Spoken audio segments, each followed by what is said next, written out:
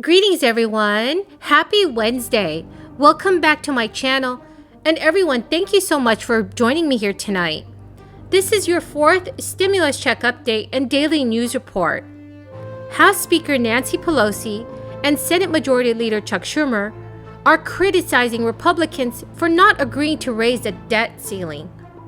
A standalone bill that would provide Americans with new stimulus payments could be passed. This coming Friday, everyone, I'll be announcing 3 more winners of my Amazon gift card giveaway. Please enter the giveaway by subscribing to my channel, liking this video, and also leaving a comment below. Thank you so much, everyone. Democratic leaders in Congress blasted Republicans this past Wednesday for threatening to not help raise a debt ceiling later this year. Senate Majority Leader Chuck Schumer at a news conference said, "I cannot believe the Republicans will let the nation default.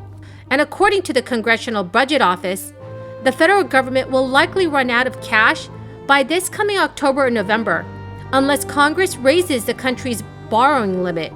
Democrats say they should not be forced to shoulder the burden of the politically toxic vote themselves, especially given the debt was piled up during the former administration. The former president increased the debt by almost $7.8 trillion while in office, but only a small minority of Republicans opposed his massive tax cuts and government spending during the crisis. Senate Republican leader Mitch McConnell has vowed that Democrats won't get our help to raise the debt limit, even though failing to do so risks tanking the economy.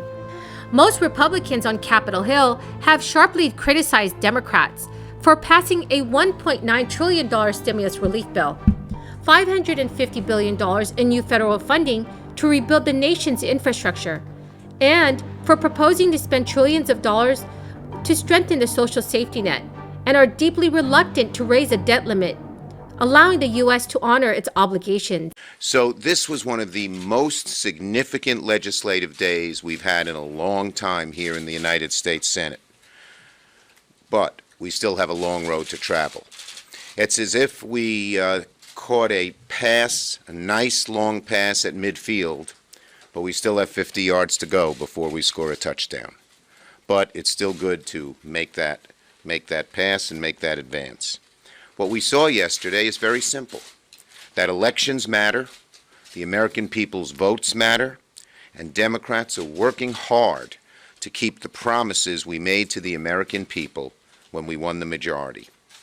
Earlier this year, as you know, we passed the American Rescue Plan, which helped put checks in people's pockets, shots in people's arms, and save small businesses and our economy.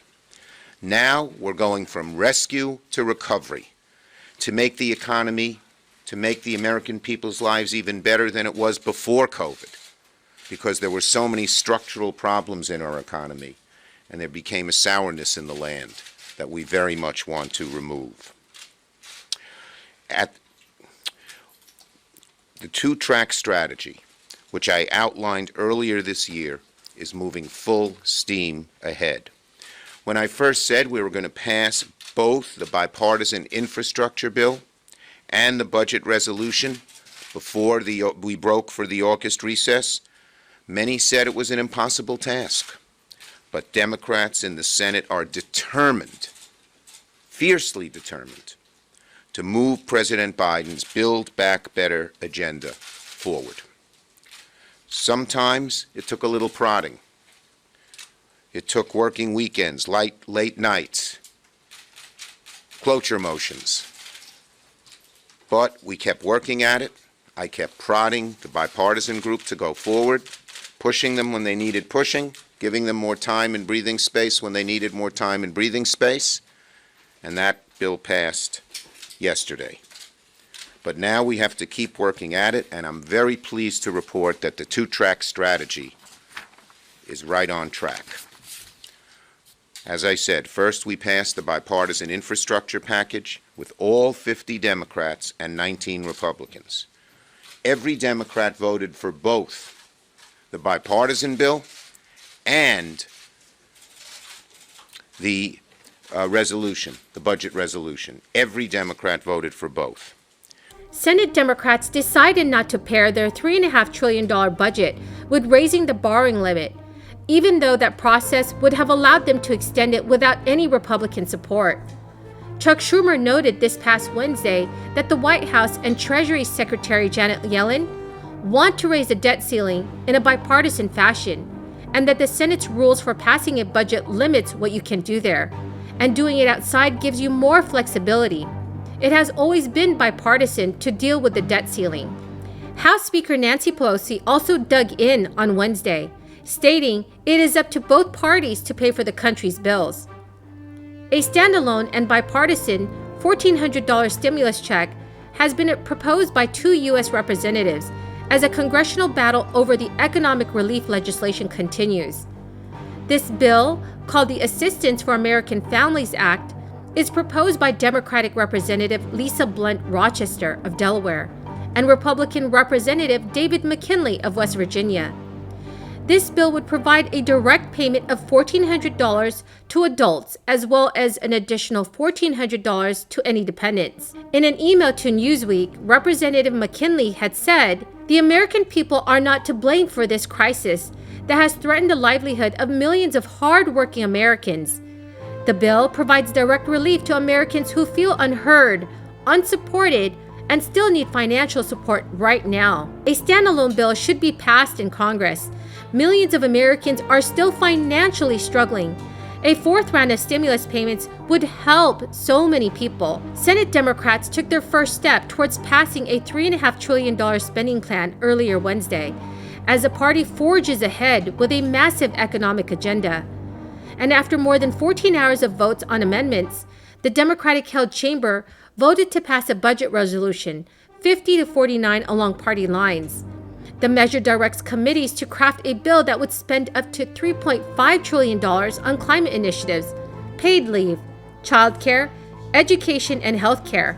It marks the first step in the budget reconciliation process, which will allow Democrats to approve their plan without a Republican vote in the Senate, which is split 50-50. The GOP has united against the proposal and the tax increases on corporations and the wealthy individuals that Democrats plan to use to pay for it. The vote for the resolution follows Senate passage of a $1 trillion bipartisan infrastructure bill that was passed this past Tuesday. Democrats see the bipartisan plan and their reconciliation bill as a complementary plank of an agenda that aims to create jobs, slow climate change, and strengthen the social safety net. Early signs of trouble emerged for Democrats, who have to keep every member of their Senate caucus on board to pass their spending plan. Senator Joe Manchin raised concerns about the $3.5 trillion price tag, and he did signal he would try to scale back the final legislation. So what are your thoughts on this, everyone?